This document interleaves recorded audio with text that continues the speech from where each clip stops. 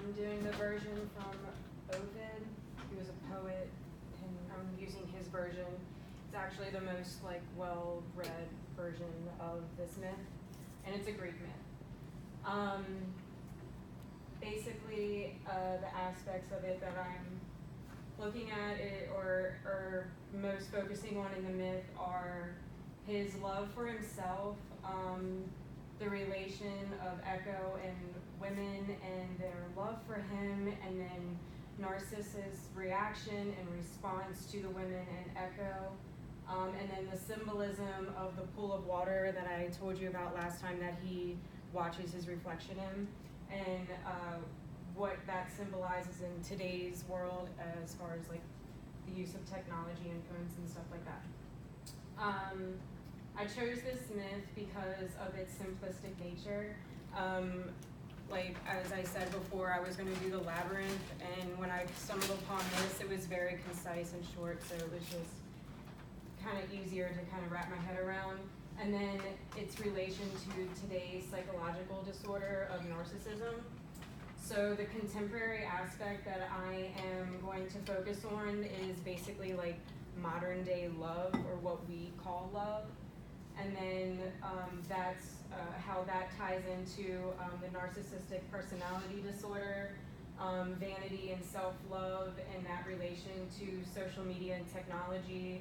And like I said, the symbolism of the pool of water, like Instagram followers, like selfies, and how like we're all just consumed with basically our image, and how we kind of relate our image and beauty to love and like success. You know, the prettier or whatever we are, the more successful our relationships are, or how more successful we are in our professional life. Also, I found it interesting that, I don't know if anybody knows about Freud, but his 3 levels of consciousness, the id, the ego, and then the superego, and how basically narcissism and narcissists are all about ego and completely absorbed within their ego. So I was just going to relate that as well. Good. That's a great idea. And also that kind of ties into like the personality disorder as well. So yeah. Any questions? Amanda, remind me about the place and how you're narrowing it. What do you The thing you don't want to leave it open to American society in 2019. You want to. I was gonna do like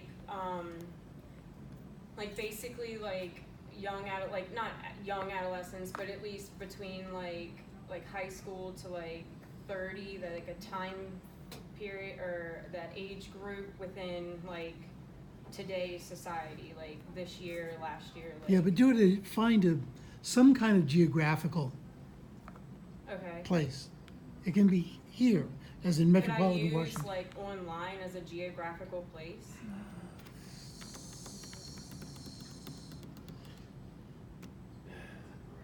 I mean, I think it'll. because that's almost like cyber world, you know, like this.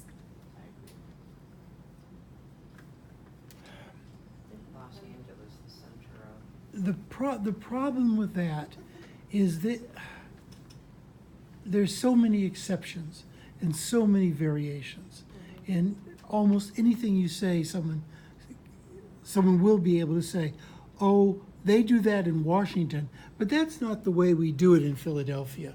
Oh, that's not the way we do it in Missouri. Right. Oh, that's not the way we do it If in San Diego." if there's let me try to think of something like. An And then it gets hard to Instagram re- model it gets in hard to research, Philly too. versus Miami versus LA, like they're all like essentially their goal is the same thing, or their objective is the same thing. Okay, what about something like this? Why don't you say my online friends?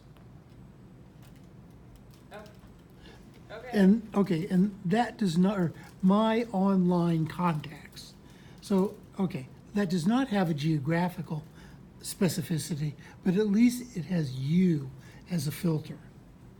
Okay. Okay. Good deal. And I also think that for yours, interviewing really good and really interesting.